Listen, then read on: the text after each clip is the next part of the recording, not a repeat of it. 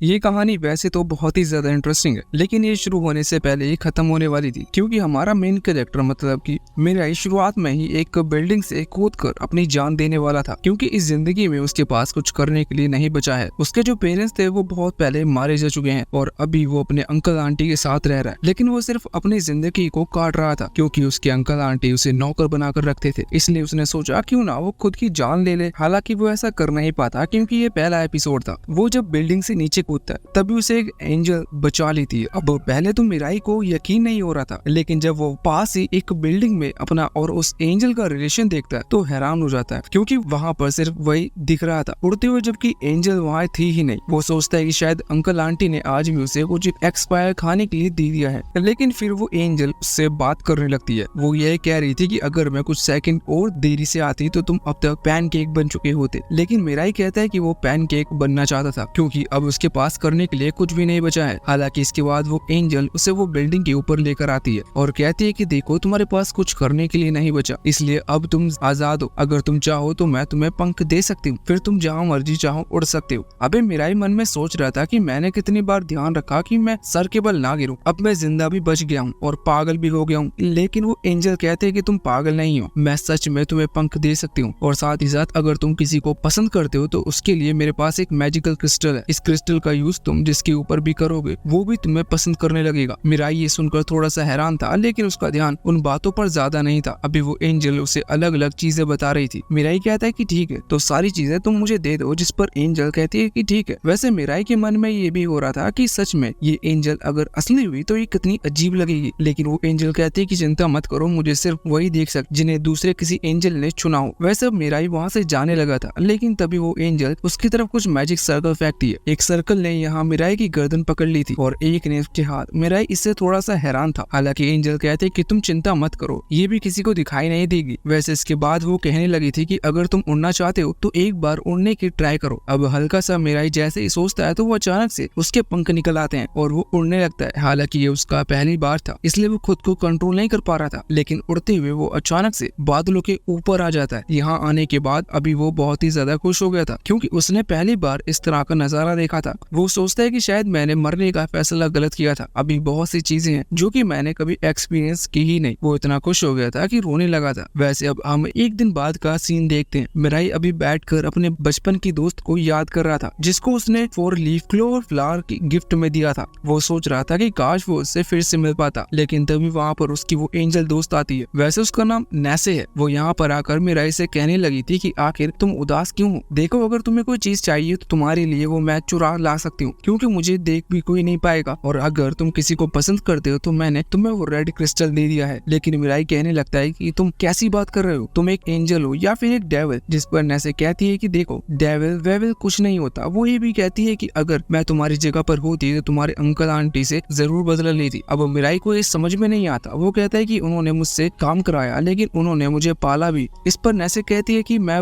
इस बारे में बात नहीं कर रही, मैं इस चीज का बदला लेने के लिए कह रही हूँ कि उन्होंने तुम्हारे पेरेंट्स को खत्म किया था। ये सुनने के बाद मिराई हैरान हो जाता है और उससे कुछ समझ नहीं आता, लेकिन नैसे कहती है कि देखो, तुम क्रिस्टल्स का यूज कर उनसे सच को बुलवा सकते हो। अब मिराई तुरंत ही घर पहुंचता है, जहाँ पर अभी उसके अंकल नहीं थे, लेकिन उसकी हॉट आंटी अभी वहीं बैठी हुई थी। वो टीवी देख रही थी। मिराई जैसे ही आता है तो वो उस पर चिल्लाने लगती है। वो ये नहीं पूछती कि तुम 2 दिन से कहाँ गायब थे। हालांकि मिराई अभी बहुत गुस्से में था। वो जवाब नहीं देना चाहता था, क्योंकि उसके मुंह से कुछ उल्टा सीधा निकल जाएगा, जो कि इस सीरीज के लिए ठीक नहीं है। लेकिन अब उसकी आंटी उस पर हमला करने लगी थी, जो देखकर मिराई उस रेड क्रिस्टल से हमला करता है। मिराई को नहीं पता था कि क्रिस्टल किस तरह से काम करता है, इसलिए उसे जो कुछ मिला उसने फेंक के मार दिया। हालांकि वो क्रिस्टल सीधा जाकर आंटी के चेस्ट से टकराता है और अपना मैजिक स्टार्ट कर देता है। इसके बाद उसकी आंटी उससे चिपकने लगी थी और प्लॉट डेवलप करने के डिमांड करने लगी थी। हालांकि मिराई इस चीज का फायदा उठाते हुए कुछ करता तो नहीं, लेकिन उससे पूछता है कि आखिर तब हुआ क्या था। अब हमें उस दिन का सीन दिखाया जाता है। हम देखते हैं कि मिराई के फादर, मदर और मिराई के भाई बहन और साथ ही मिराई अभी कार में बैठकर कहीं जा रहे थे। मिराई कुछ प्रोजेक्ट की चीज भूल गया था, इसलिए वो कार से निकलता है। हालांकि जब उसके फादर कार को स्टार्ट करते हैं तभी वो ब्लास्ट हो जाती है। मिराई को लगा था कि ये सिर्फ एक एक्सीडेंट है, लेकिन अब उसकी आंटी उसे बताते हैं कि ये एक्सीडेंट नहीं था, उन्होंने उनके पति यानी कि मिराई के अंकल ने ये सब मिलकर किया था, मिराई के पेरेंट्स को स्वर्ग पहुंचाने के लिए। मिराई को ये चीज बिल्कुल भी समझ में नहीं आती। अब तभी इसके अंकल वहाँ पर आ चुके थे। जब ये चीज सुनते हैं कि उनकी पत्नी सब कुछ सच बता रही है तो उन्हें बहुत ही गुस्सा आता है और वो अपनी अपनी पत्नी से लड़ने लगते हैं। मिराई हैरान था कि आखिर इन्होंने उसके पेरेंट्स को क्यों मारा, क्योंकि मिराई के पेरेंट्स के पास उतना ज्यादा पैसा भी नहीं था। लेकिन तब उसकी आंटी बताती है कि ये बस सिर्फ इंश्योरेंस के पैसे के लिए था, जो सुनकर मिराई हैरान हो जाता है। वैसे इस इंसिडेंट से कोई नोट्स लेने की जरूरत नहीं है, आप ऐसा कहीं भी ट्राई ना करना। वैसे मिराई अब बहुत ही ज्यादा हैरान था और दुखी भी हो गया था। उसे अपनी मदर की कभी भी हर एक बात याद आ रही थी। वो ये भी सोचता है कि उसकी मदर हमेशा उसे खुश देखना चाहती थी और वो खुद को खत्म करने वाला था। अगर वो खुद को खत्म कर लेता तो कभी भी अपनी मदर को इंसाफ नहीं दिला पाता। उसने फैसला कर लिया था कि वो अपने अंकल आंटी को मार देगा, लेकिन इतने में लड़ते हुए वो एक दूसरे को ही खत्म कर देते हैं। हालांकि नेस बताती है कि ऐसा रेड क्रिस्टल की वजह से हुआ। ये रेड क्रिस्टल बहुत काम की चीज है। अगर आप लोग हमारे चैनल को सब्सक्राइब करते हो तो हम इस चीज का गिव अवे कर सकते हैं। इसलिए अब उनके साथ भी नहीं रहा जा सकता। वो अभी उदास था, लेकिन तभी वहाँ नेस आती है। वो वही पहले वाली बात कर रही थी कि वो चुरा कर मिराई को कुछ भी दे सकती है, लेकिन मिराई कहता है कि नहीं, उसे ऐसी हैप्पीनेस नहीं चाहिए। उसे चाहिए कि वो खुद से ये चीज कमाए और इसके लिए उसे सबसे पहले पैसे कमाने होंगे। हालांकि इस चीज पर नेस कहती है कि तो फिर तुम अपने अंकल के बच्चों को क्यों ना मार देते, उनके बाद तो सारे पैसे तुम्हें मिल जाएंगे। ऐसा ही उन्होंने किया था। लेकिन मिराई को ये आइडिया बिल्कुल भी सही नहीं लगता। वो कहता है कि इस तरह से किसी को मारना गलत है। लेकिन इसके बाद नेस उसे व्हाइट क्रिस्टल दिखाती है। ये रेड क्रिस्टल से अलग है। ये क्रिस्टल स्पेशली लोगों को खत्म करने के लिए यूज किया जाता है। ये इतना काम का है कि अगर इससे किसी को मारा जाए तो वो पीसफुली मरेगा। और कह रहा था कि तुम एक एंजल हो, फिर तुम्हारे पास ऐसी चीजें कैसे हैं। इस चीज पर नेस बताती है कि देखो, जो गॉड है वो कमजोर हो चुके हैं, इसलिए उन्होंने 13 एंजल यहाँ धरती पर भेजे और उनका काम था कि वो 13 ऐसे लोगों को ढूंढे जो कि गॉड बनने के लायक हैं। ये एंजल्स उनके साथ 999 दिन तक रहेंगे और उसके बाद वो वापस लौट जाएंगे। साथ ही नेस और भी कई सारी छोटी छोटी डिटेल बताती है,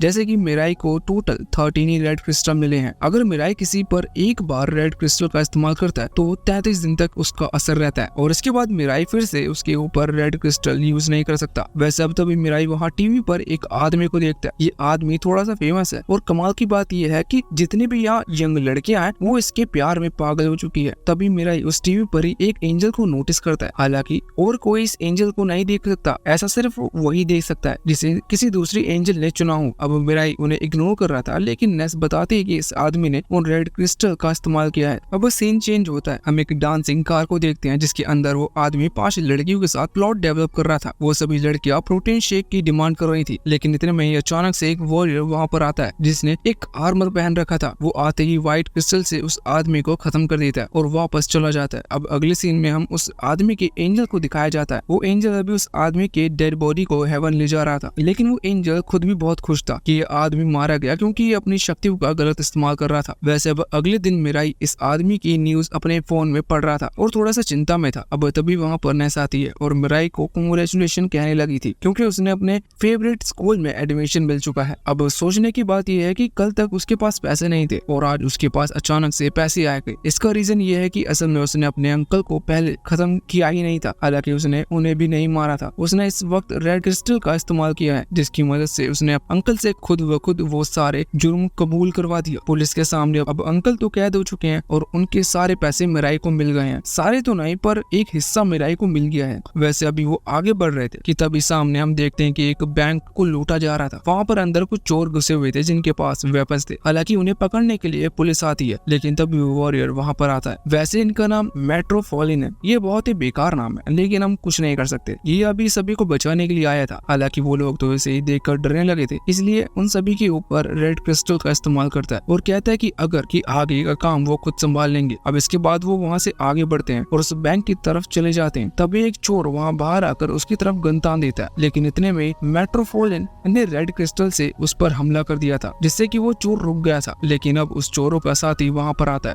और गोली चला देता है। हालांकि मेट्रोफोलिन वहाँ से हट गया था फिर से, इसलिए ये गोली जाकर उस दूसरे चोर को लग जाती है और वो मारा जाता है। यहाँ मेट्रोफोलिन ने व्हाइट क्रिस्टल का इस्तेमाल करते हुए उस पहले चोर को मार दिया था, जिससे कि वो यहाँ का सारा काम पूरा कर अब वो जाने लगा था। इस चीज को नोटिस करते हुए मिराई तुरंत ही नेस से यहाँ से जाने को कहता है, क्योंकि मिराई जानता था कि मेट्रोफोलिन के पास भी एंजल है और वो भी नेस को देख सकता है। और मिराई को डर था कि वही मेट्रोफोलिन ने उस दूसरे आदमी को खत्म ना किया हो और वो वही सभी एंजल्स को मारने के लिए ना घूम रहा हो। वैसे अब मिराई जब घर आता है तो वो यही सोच रहा था कि मिराई आखिर वो मेट्रोफोलिन से बचने के लिए क्या करे, क्योंकि उसे फोलिन एक हाई रैंक का एंजल कैंडिडेट लग रहा था। तभी नेस उसे बताती कि देखो ऐसा कुछ भी नहीं है। वैसे तो अभी कैंडिडेट तो 3 स्टेज में बांटा गया है और जो फर्स्ट स्टेज है यानी कि सबसे बेस्ट स्टेज, उनके पास पास रेड क्रिस्टल, व्हाइट क्रिस्टल और विंग्स तीनों होते हैं, इसलिए मेट्रोपोलिन अगर व्हाइट क्रिस्टल से यूज किया होगा तो वो सच में फर्स्ट स्टेज का है। लेकिन ऐसा नहीं कहा जा सकता, वो शुरुआत से ही उस पर था, क्योंकि स्टेज कब चेंज करना है ये चीज खुद कैंडिडेट नहीं चुन सकता। सिर्फ खुद को प्रूफ कर अभी मिराई के सर के ऊपर से सब बातें गुजर रही थी, उसे ज्यादा कुछ समझ में नहीं आ रहा था। हालांकि कल उसका स्कूल में पहला दिन था, इसलिए वो खुश था। अगले दिन हम देखते हैं कि स्कूल में अभी नेस उसके साथ नहीं आई थी, लेकिन उसने कहा था कि तुम साकी के ऊपर रेड क्रिस्टल का इस्तेमाल करना, उसका असर सिर्फ 33 दिन तक रहता है,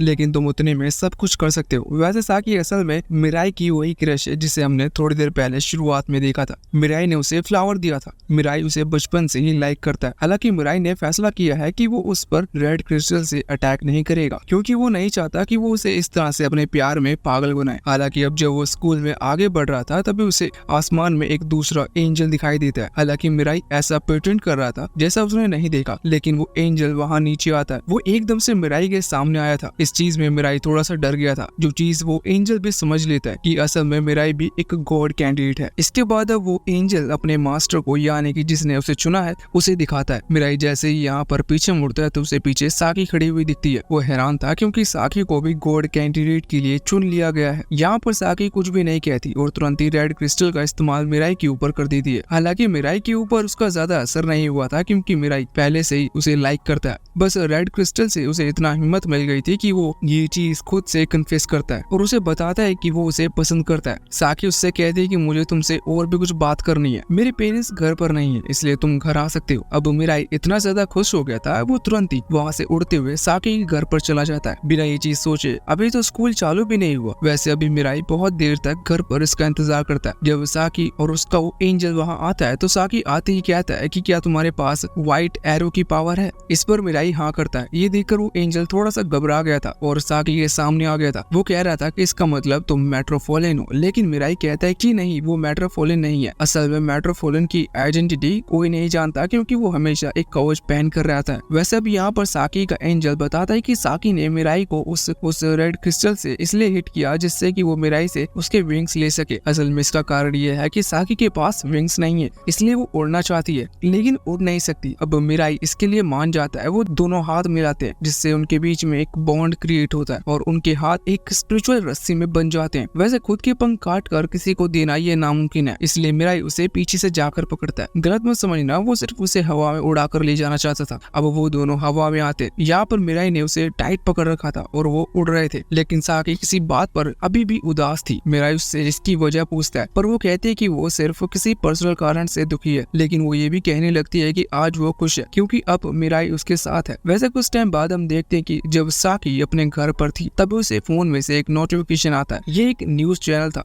इसमें लिखा हुआ था कि जो मेट्रोपोलिन है वो सभी एंजल को और उनके मास्टर को स्टेडियम बुला रहे हैं। इससे साकी समझ चुकी थी कि मेट्रोपोलिन उन सभी को एक साथ खत्म करना चाहता है। हालांकि ये काम बहुत मुश्किल है। इस बारे में वो मिराई को भी बताती है। उसका एंजल मिराई से कहता है कि मेट्रोपोलिन जरूर साकी को भी खत्म करने की कोशिश करेगा और साकी तो वैसे भी बाकी उससे कमजोर है। ये सुनकर मिराई को गुस्सा आता है और वो फैसला करता है कि वो मेट्रोपोलिन को खत्म करेगा, भले ही इस चीज में उसकी जान भी क्यों ना चली जाए। हालांकि जब वहाँ से जाने लगा था तभी वहाँ पर नेस आती है और उसे रोक देती है। नेस कहते हैं कि असल में साकी और उसके एंजल का प्लान था, वो जानबूझकर मिराई को वहां भेज रहे हैं। अब उसका कारण असल में यह है कि मिराई ने साकी के साथ एक बॉन्ड क्रिएट किया है। अगर मिराई मारा जाता है तो उसके विंग्स और क्रिस्टल साकी के पास आ जाएंगे और अगर मिराई के हाथों मेट्रोपोलिन मारा जाता है तो उसके विंग्स और क्रिस्टल साकी के पास आ जाएंगे। सिंपल सी बात है कि साकी की हर तरफ से जीत हो रही है, लेकिन मिराई को इस चीज में कोई प्रॉब्लम नहीं थी। लेकिन नेस कहती है कि ठीक है, पर हम मिलकर भी काम कर सकते हैं। अब साकी और मिराई की टीम बन चुकी है, उन्हें किसी तरह से मिलकर मेट्रोपोलिन को खत्म करना था। वैसे इस न्यूज के मुताबिक करीबन 35 दिन बाद मेट्रोपोलिन ने सबको स्टेडियम में बुलाया है, इसलिए अभी वहां पर जाने का फैसला करते हैं। हम देखते हैं कि अब 33 दिन बीत चुके थे। इसका मतलब उस रेड क्रिस्टल का असर खत्म होने वाला है, जिसका इस्तेमाल साकी ने मिराई के ऊपर किया था। इसलिए अभी उन्होंने मिराई को बांध रखा था, क्योंकि उन्हें डर था कि रेड क्रिस्टल का असर खत्म होते ही मिराई ना जाने क्या करेगा। लेकिन असर खत्म होने के बाद भी मिराई कुछ नहीं करता। मिराई बताता है कि उसकी फीलिंग असली है। इस चीज से साकी भी बहुत ही खुश थी। अब अगले सीन में हम देखते हैं कि वो दोनों ही वहाँ स्टेडियम में आ चुके थे, लेकिन इस वक्त वो ऑडियंस बनकर बैठे हुए थे क्योंकि वो नहीं चाहते थे कि वो मेट्रोपोलियन को उनकी असलियत के बारे में पता चले। अब तभी यहाँ पर स्टेडियम के बिल्कुल सेंटर में मेट्रोपोलियन की एंट्री होती है। वो इस वक्त भी अपने कवच को पहन कर आया था। अभी वो बहुत कहता है कि मैंने सभी गॉड कैंडिडेट को यहाँ पर बुलाया था, तो जो यहाँ पर आ चुके हैं मेरे सामने आए। अब तभी वहाँ पर दो आदमी आते हैं जिन्होंने ब्लू और येलो कवच पहन रखा था। वो भी मेट्रोपोलियन की तरह अपनी आइडेंटिटी छुपाना चाहते हैं और उनका मेन मकसद यही था कि वो यहाँ पर आकर मेट्रोपोलियन को खत्म कर दे। वो यहाँ पर उसके ऊपर रेड क्रिस्टल का इस्तेमाल करते हैं क्योंकि उनके पास व्हाइट क्रिस्टल नहीं है। लेकिन मेट्रोपोलियन को कुछ नहीं होता। इससे वो समझ चुके थे कि मेट्रोपोलियन असली नहीं है, इसका मतलब वो कहीं छुपा हुआ है और ये बस उसका क्लोन है या फिर कोई और रोबोट। ये देखने के बाद अभी वो दोनों ही आदमी बहुत ही ज्यादा हैरान थे। तभी इतने में एक लड़की वो वहाँ पर आती है। उसके भी विंग्स थे लेकिन उसने किसी तरह का कवच नहीं पहन रखा था। वो भी एक कैंडिडेट है और अभी वो बहुत ही डरी हुई लग रही थी। वो कह रही थी कि वो मेट्रोपोलियन से डरती है, इसलिए वो इनका साथ देगी मेट्रोपोलियन को खत्म करने में। हालांकि इतने में ही वहाँ टेलीविजन पर असली वाला मेट्रोपोलियन सामने आता है और अब जब वो लड़की इन दोनों आदमियों के साथ हाथ मिलाने के लिए नीचे आ रही थी, इतने में ही असली वाला मेट्रोपोलियन आकर उसे पकड़ लेता है और रेड क्रिस्टल शूट कर देता है। यहाँ उसने उसे जान से नहीं मारा था। रेड क्रिस्टल की मदद से अब वो लड़की मेट्रोपोलियन की बात मानने लगी थी। हालांकि इस चीज से उन दोनों आदमियों को एक आइडिया आता है और वो चिल्लाने लगते हैं कि जो भी कैंडिडेट यहाँ पर बैठा है वो भी उनकी मदद करने के लिए आ सकता है क्योंकि यही एक चांस है मेट्रोपोलियन को खत्म करने का, वरना फिर से उन्हें मौका नहीं मिलेगा। अभी ये देखते हुए दो और कवच पहने लोग वहाँ पर आते हैं। एक ने पिंक कवच पहन रखा था और दूसरे ने ग्रीन। ये दोनों इनका साथ दे, इसलिए ब्लू और येलो कवच वाले पिंक और ग्रीन कवच वालों पर पिंक क्रिस्टल से हमला करते हैं जिससे कि ये उनके ऑर्डर फॉलो करे। हालांकि देखा जाए तो इस स्टेडियम में ये चारों और साथ ही वो दूसरे रोबोट वाला मेट्रोपोलियन खड़े हुए थे, इसलिए वो अनाउंसर जो कि इस पूरी लड़ाई को कंटेंट की तरह टेलीविजन पर दिखा रहा था, वो कहता है कि स्टेडियम में 5 पावर रेंजर्स, बल्कि वो ये भी कहता है कि स्टेडियम में 5 मेट्रो रेंजर्स जमा हो चुके हैं। हालांकि तभी टेलीविजन वाला असली मेट्रोपोलियन बताता है कि वो असली मेट्रोपोलियन है ही नहीं, असली वाला तो वही स्टेडियम में खड़ा हुआ है। अब वो स्टेडियम वाला मेट्रोपोलियन ये लोग समझ पाए इससे पहले ही ब्लू कवच वाले आदमी को खत्म कर देता है व्हाइट क्रिस्टल का इस्तेमाल करते हुए और येलो वाले के ऊपर अपने रेड क्रिस्टल का इस्तेमाल करता है। इससे वो पीला वाला अब मेट्रोपोलियन की ही हर एक बात मानने लगा था। अभी येलो कैंडिडेट भले ही मेट्रोपोलियन के वश में आ गया था, लेकिन वो ये जरूर पूछता है ऐसा कैसे हो सकता है क्योंकि हमने जब उन दोनों ह्यूमंस के ऊपर रेड क्रिस्टल का इस्तेमाल किया तो वो काम कर गया, जबकि एक ह्यूमन पर सिर्फ एक ही रेड क्रिस्टल का यूज हो सकता है। इस पर मेट्रोपोलियन बताता है कि उसने कभी इनके ऊपर क्रिस्टल का इस्तेमाल किया ही नहीं क्योंकि उसने इन्हें पैसे दिए थे और पैसे के बदले इन्हें ऐसा करने को कहा था। वैसे मेट्रोपोलियन अभी रेड क्रिस्टल की पावर को चेक करना चाहता था कि उस चीज से क्या क्या ऑर्डर दिए जा सकते हैं। अब प्लॉट वगैरह एक छोटी मोटी चीज है जो कि कोई भी हाँ कर देगा, लेकिन असली चीज थी क्या कोई मरने को भी तैयार होगा।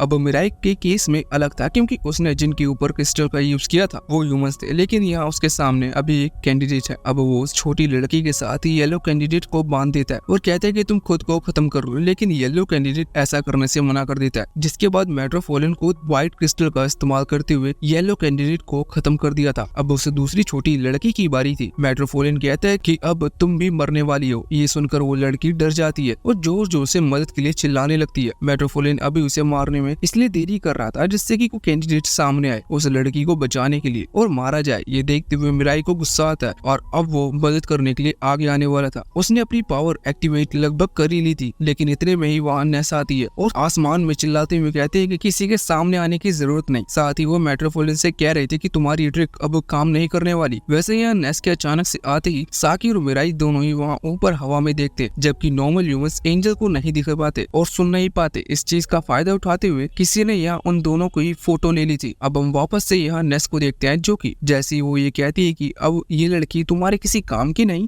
तो मेट्रोपोलियन तुरंत ही उसे खत्म कर देता है। वैसे अब नेस यहाँ मेट्रोपोलियन के बहुत करीब आते हुए कहती है कि वैसे तो उसे किसी से कोई लेना देना नहीं था, लेकिन मेट्रोपोलियन उसके मास्टर की ऑर्गेनिक हैप्पीनेस के बीच आ रहा है, इसलिए अब नेस का पहला और आखिरी टारगेट मेट्रोपोलियन ही रहेगा। अब इसके बाद नेस वहाँ से चली गई थी, मेट्रोपोलियन भी वहाँ से चला जाता है। हमें जानने को मिलता है कि टोटल अब सिर्फ 8 कैंडिडेट ही बचे हुए हुए हैं जो कि अभी जिंदा है। अब इसके बाद हम साकी के घर पर आते हैं, जहाँ हम देखते हैं कि साकी और मिराई बैठकर बात कर रहे थे कि उन्होंने किस तरह से मेट्रोपोलियन को खत्म करना है। लेकिन इस पर साकी का वो एंजल और नेस दोनों ही कहते हैं कि ये बहुत मुश्किल का काम है क्योंकि मेट्रोपोलियन बहुत ज्यादा ताकतवर है। हालांकि इस चीज पर साकी कहती है कि फिर हमें बाकी कैंडिडेट से हाथ मिला देना चाहिए क्योंकि सभी चाहते हैं कि मेट्रोपोलियन मारा जाए। अब तभी वहाँ खिड़की पर से एक आदमी कहता है कि हाँ, तुम्हारी ये बात बिल्कुल सही है। अब एकदम से आवाज सुनकर ये लोग हैरान थे। ये तुरंत ही वहाँ बाहर आते हैं और मेरा ही तुरंत ही उसकी तरफ रेड क्रिस्टल ले आता है और कहता है कि तुम कौन हो, सच सच बताओ वरना मैं रेड क्रिस्टल तुम्हारे ऊपर चला दूंगा। वो आदमी कहता है देखो, मैं तुमसे झूठ नहीं बोलने वाला,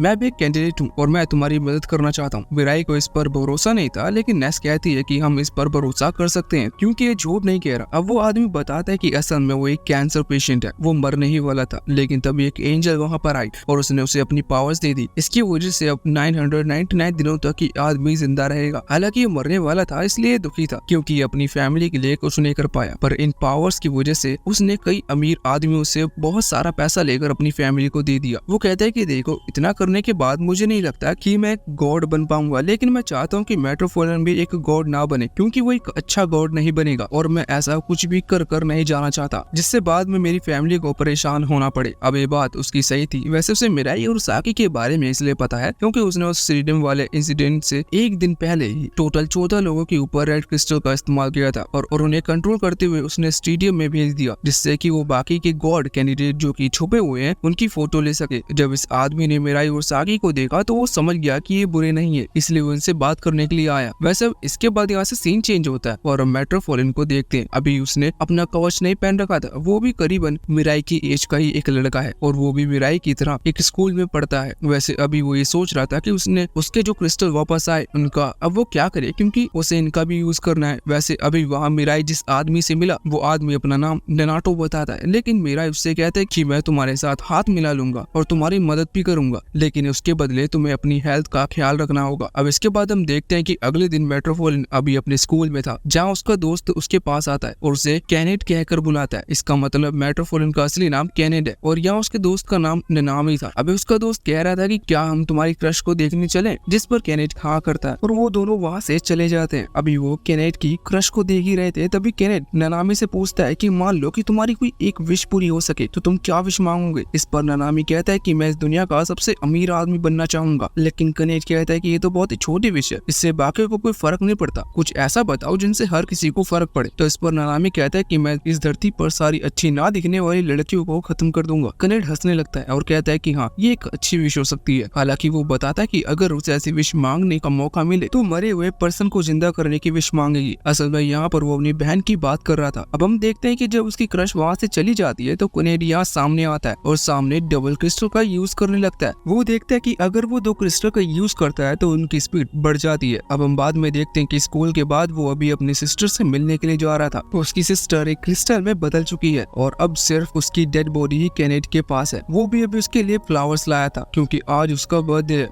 तभी सीन चेंज होता है और यही सेम टाइम पर हम देखते हैं कि एक एक्सीडेंट हुआ था जिसकी न्यूज आ रही थी। ये न्यूज मिराई और बाकी सभी देखते हैं। उस न्यूज में खास बात ये थी कि जिस लड़की ने वो एक्सीडेंट किया था वो वहाँ एक लेटर छोड़कर गई है जिसमें लिखा है कि ये सब मेट्रोपोलियन के कहने पर कर रही है। ये देखकर नेनाटो, मिराई और साकी तीनों ही हैरान थे। हालांकि ये चीज गलत थी, इसमें दोनों की तरफ से कुछ भी हो सकता है। मतलब कि वो लड़की जानबूझकर मेट्रोपोलियन का नाम यूज भी कर सकती है या फिर सच में मेट्रोपोलियन ने उसे ऐसा ऑर्डर दिया होगा। लेकिन अभी नेनाटो कह रहा था कुछ भी हो जाए लेकिन हमें उस लड़की को खत्म करना होगा इससे पहले कि वो और भी कई लोगों को मारे। हालांकि मिराई किसी की जान नहीं ले सकता इसलिए वो ऐसा करने से मना करता है, लेकिन फिर नेनाटो उसे एग्जाम्पल देता है। वो कहता है कि मान लो मेट्रोपोलियन साकी को खत्म करने वाला हो तो तुम ऐसे में क्या करोगे। ये सोचकर मिराई कांपने लगा था, लेकिन फिर भी वो मेट्रोपोलियन को खत्म करने के डिसीजन पर नहीं आता। वह सब कुछ ही दिनों में नेनाटो ने कुछ सूट तैयार कर लिए थे जिससे कि इन तीनों की आइडेंटिटी भी मेट्रोपोलियन की तरह छिपी रहे। साथ ही वो कुछ वेपन्स भी लाया था जिससे कि वो मेट्रोपोलियन को खत्म कर पाएंगे। हालांकि मिराई और साकी उन वेपन्स को देने से मना कर देता है क्योंकि उन्हें खुद पर कॉन्फिडेंस नहीं था कि वो इनका यूज कर पाएगा। अब तभी एक और न्यूज सामने आती है जिसमें पता चलता है कि उसी सेम लड़की ने जिसने एक्सीडेंट किया था उसने किसी दूसरी लड़की का मर्डर कर दिया है और यहाँ पर भी वही बात आती है कि वो सब मेट्रोपोलियन के नाम पर कर रही है। इसलिए अब ये तीनों डिसाइड करते हैं कि उसके पास जाएंगे और उससे मेट्रोपोलियन का पता पूछेंगे, नहीं तो उसे जान से मार देंगे। इन्हें उसकी लोकेशन का पता लग जाता है। अभी मिराई और नेनाटो दोनों सभी साथ में गए थे अपने सूट पहनकर। वहाँ पर पहुँचने के बाद जब ननाटो पहले आगे आता है तो वो देखता है कि वो लड़की अभी एक टावर के ऊपर लेटकर हमारे वीडियोस देख रही है। अब जब ननाटो उसके पास आकर उससे पूछती है, इतने में ही वो टावर वहाँ बहुत ही तेजी से ब्लास्ट कर जाता है, जिसकी वजह से ननाटो वहाँ से दूर फेंक गया था। यहाँ पर मिराई डर जाता है और उसे बचाता है। हालांकि अभी ननाटो कुछ नहीं कह रहा था, इसलिए मिराई कांप रहा था। लेकिन तभी ननाटो हंसते हुए बोलता है कि वो ठीक है, पर इतने में उसके सामने मेट्रोफोलिन आ जाता है। अभी मेट्रोफोलिन उन दोनों को आराम से खत्म कर सकता था, इसलिए मिराई सबसे बेस्ट टेक्निक का इस्तेमाल करता है। वो खड़ा हो जाता है और संदीप महेश्वरी बनकर एक मोटिवेशनल स्पीच देता है। वो कहता है कि तुम जो कर रहे हो उसका कोई मतलब नहीं है, तुम सिर्फ लोगों को खत्म कर रहे हो, इसमें तुम्हें कुछ नहीं मिलने वाला। लेकिन मेट्रोफोलिन भी विवेक बिंद्रा है, उसके अपने खुद के रूल्स है, इसीलिए वो संदीप महेश्वरी माफ करना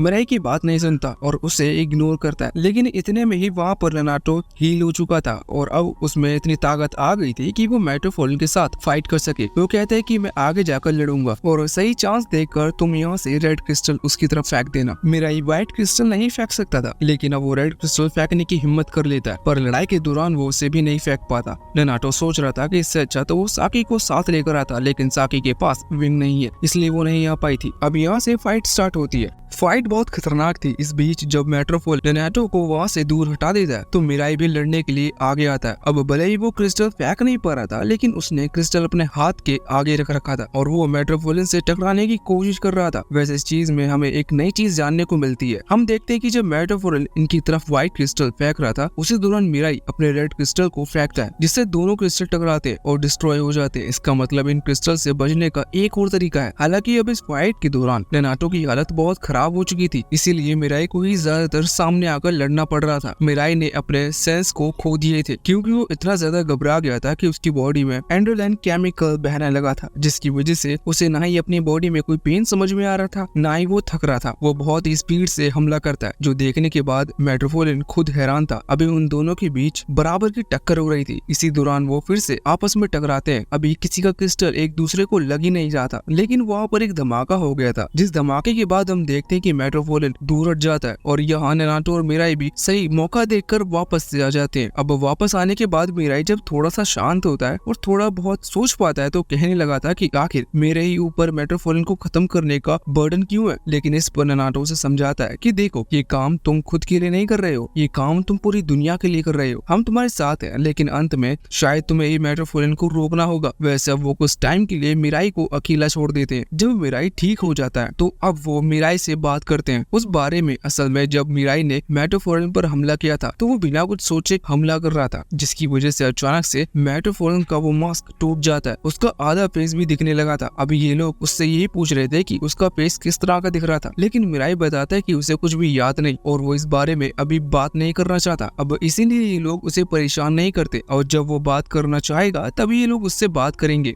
अब रात का टाइम हम देखते हैं कि अभी मिराई लेटा हुआ था, तभी वहाँ उसी लेडी के बेड पर साकी आती है। अभी उनके दिल से दिल मिलने हुए थे, जो चीज देखकर साकी की एंजल को कुछ समझ में नहीं आता। हालांकि तभी वहाँ नेस आती है और वो सब कुछ समझ रही थी, इसलिए वो उस एंजल से कहते हैं कि हमें यहाँ से चलना चाहिए। हालांकि वो कहने लगता है कि अगर यहाँ पर कुछ प्लॉट डेवलपमेंट जैसी चीज हो रही है तो मैं रुक कर देखना चाहूंगा, लेकिन फिर नेस उसे जबरदस्ती वहाँ से ले जाती है। अभी यहाँ साकी और मिराई आपस में बात कर रहे थे, जिस दौरान साकी पहले तो मिराई से माफी मांगती है, क्योंकि जिस दिन से मिराई के पेरेंट्स मरे थे उसके बाद से स्कूल का हर एक स्टूडेंट मिराई को अनलकी मानने लगा, क्योंकि उस इंसिडेंट के बाद से ही वही अकेला बचा था। इसीलिए साकी भी उन लोगों के साथ मिल गई और वो भी अब मिराई से बात नहीं करती। मिराई इस चीज से बहुत दुखी थी। हालांकि साकी को भी बड़ा होकर अपनी गलती का एहसास हुआ, इसलिए उसने डिसाइड किया कि वो मिराई से माफी मांगेगी। लेकिन अब जब वो मिराई के पास पहुंची तो उसने मिराई को उस बिल्डिंग के ऊपर कूदते हुए देखा। ये वही दिन था जिस दिन मिराई को नेस मिली थी, इसलिए अब वो वहाँ से भाग गई और डर कर उसने सोचा कि उसने बहुत बड़ी गलती कर दी और इस सब का कारण वही है। इसलिए उसने फैसला किया कि वो भी समुद्र में कूद कर अपनी जान दे देगी। लेकिन जब वो ऐसा कर रही थी तब उसे भी अपना पहला एंजल मिला।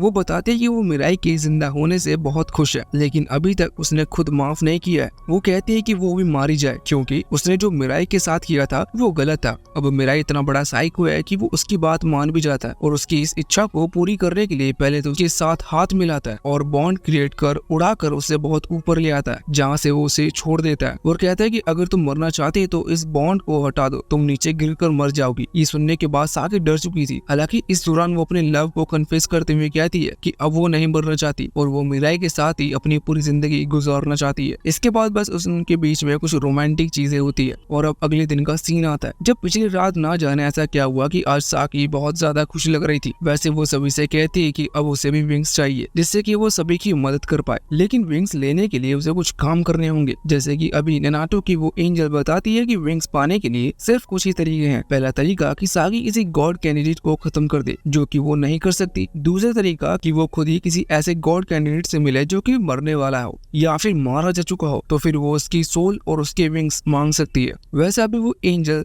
अभी जितने भी तरीके बता रही थी वो सारे साकी के लिए इम्पॉसिबल थे। अभी नेनाटो कहता है कि तुम चिंता मत करो, तुम बस मेरे करीब रहो क्योंकि मैं कैंसर पेशेंट हूँ, मैं कभी भी मारा जा सकता हूँ, फिर मैं तुम्हें अपने विंग्स दे दूंगा। लेकिन साकी कहती है कि नहीं, मैं ऐसे किसी आदमी पर होप लेकर नहीं बैठ सकती जो कि मरने की होप लगाकर बैठा हो। अब वैसे नेनाटो को तो पिछली रात के बारे में कुछ नहीं पता, पर साकी का कॉन्फिडेंस देखते हुए मिराई से पूछने लगता है कि कल रात कुछ हुआ था क्या। हालांकि अब मिराई इस चीज पर हर बात डिटेल में बताए उससे पहले साकी का वो एंजल कहने लगता है कि साकी को विंग्स में दिलवाऊंगा। असल में जो एंजल होते हैं वो अपने कैंडिडेट को विंग्स दिलवा सकते हैं, लेकिन इसके लिए साकी के एंजल को फर्स्ट स्टेज पर आना होगा। वैसे नेनाटो की जो एंजल है उसे एंजल ऑफ नॉलेज कहा जाता है, इसलिए उसके पास हर एक चीज का जवाब है। जब साकी का एंजल उससे पूछता है कि आखिर मैं अपनी स्टेज को कैसे बढ़ाऊं, तो इस पर वो दूसरी एंजल कहते हैं कि इसके लिए तुम्हें या तो हेवन में जाकर वहाँ के गिनीज वर्ल्ड रिकॉर्ड को डिस्ट्रॉय करना होगा, मतलब कि गिनीज वर्ल्ड रिकॉर्ड का तोड़ना होगा, या फिर तुम्हें इस दुनिया का सबसे समझदार इंसान बनना होगा। अभी काम बहुत मुश्किल था, लेकिन फिर भी साकी के एंजल ने फैसला कर लिया था कि वो हार नहीं मानेगा। अगले सीन में हम देखते हैं कि ये सभी लोग एक चर्च में आ गए थे क्योंकि साकी का वो घर बहुत छोटा है और वहाँ पर ये सब नहीं बनते। वैसे इसका कारण ये भी था कि साकी का एंजल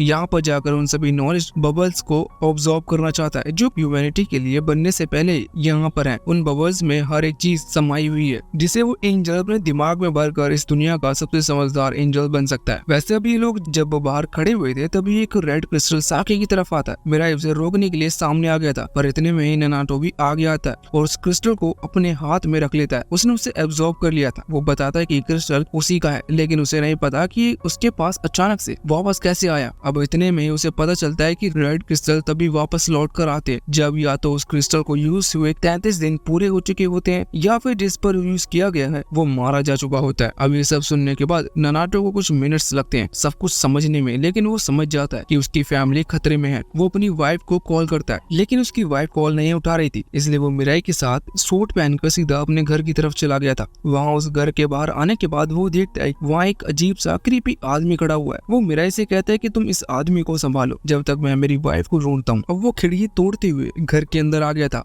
पर अभी भी यहाँ कहीं उसे अपनी वाइफ नहीं दिख रही थी। तभी वो अपने वाइफ के कमरे में आता है जहाँ वो उसकी ड्रेस को देखता है जो कि बुरी तरह से डिस्ट्रॉय हो चुकी थी। इससे नेनाटो का नाइटमेयर यानी कि उसका सबसे डरावना सपना अपने फैमिली को खोने का डर सही साबित होता है। वो बहुत ही ज्यादा घबरा गया था। वैसे इसके बाद अब हम बाहर आते हैं जहाँ हम देखते हैं कि मिराई अभी ये सोच रहा था कि ये अजीब सा दिखने वाला आदमी कहीं ये तो कोई गॉड कैंडिडेट तो नहीं। अब यही सोचते हुए उसने रेड क्रिस्टल को सामने कर लिया था। जैसे ही उसका शक थोड़ा सा यकीन में बदलता है तो वो उस रेड क्रिस्टल को वहाँ सामने की तरफ फेंक देता है, लेकिन इतने में वो क्रीपी आदमी वहाँ से गायब हो चुका था। वो भाग गया था। बाद में हमें उसका पास दिखाया जाता है। ये क्रीपी आदमी बचपन से बहुत ही ज्यादा बदसूरत दिखता है और इसका नाम असल में हाजिम है। ये इतना ज्यादा बदसूरत दिखता है कि कोई भी इससे बात नहीं करता। लड़कियां तो छोड़ो, लड़के भी इससे बात नहीं करते, लेकिन किसी तरह से इसने खुद को संभाल कर रखा। हालांकि हद तब हो गई जब इसकी खुद की बहन ने खुदकुशी कर ली क्योंकि उसका भाई बदसूरत है। अब ये सोचते हुए वो ये फैसला करता है कि वो खुद को खत्म कर लेगा, लेकिन जब ये ऐसा करने वाला था उसी समय एक एंजल उसके पास आई। उसने एंजल ने हाजिम को बताया कि वो इसे इतनी पावर दे सकता है कि हाजिम पूरी दुनिया को बदसूरत बना दे। हालांकि हाजिम ऐसा नहीं करना चाहता था। उसका मेन मकसद था कि वो लड़कियों के साथ बात कर पाए, तो इसके लिए अब वो एंजल उसे रेड क्रिस्टल देता है। अब एक रेड क्रिस्टल को लेकर हाजिम सीधा अपनी क्रश के पास चला गया था जो कि उससे कई करोड़ों गुना अच्छी दिखती है। हालांकि अब रेड क्रिस्टल का इस्तेमाल करने के बाद कोई भी सामने वाला ये चीज नहीं देख सकता कि उसके सामने कोई कितना बदसूरत है। अभी वो दोनों अपने क्लासरूम में थे जहाँ पर हाजिम एक किस की डिमांड करता है जो कि उसे इजीली मिल जाती है। अब यहाँ पर प्लॉट डेवलपमेंट की बात शुरू होने वाली थी, लेकिन उसी समय क्लास में लगे हुए शीशे पर हाजिम की नजर जाती है। अब ऐसा नहीं है कि हाजिम ने पहले कभी शीशा नहीं देखा था, लेकिन आज वो अपने क्रश के साथ था और जब वो खुद को अपने क्रश को शीशे में देखता है तो उसे डिफरेंस पता चलता है। वो सोचता है कि सच में वो कितना बुरा है, वो एक लड़की की जिंदगी खराब कर रहा है। हालांकि अगर वो सुंदर होता तो वो सच में ऐसा करता, क्योंकि फिर शायद उसी क्रश भी उसे लाइक करती। वो अपने क्रश को वहीं छोड़कर वापस लौट आता है। वो भी अभी बहुत दुखी था, लेकिन एक दिन टीवी पर वो मेट्रोपोलिन को देखता है। मेट्रोपोलिन इस वक्त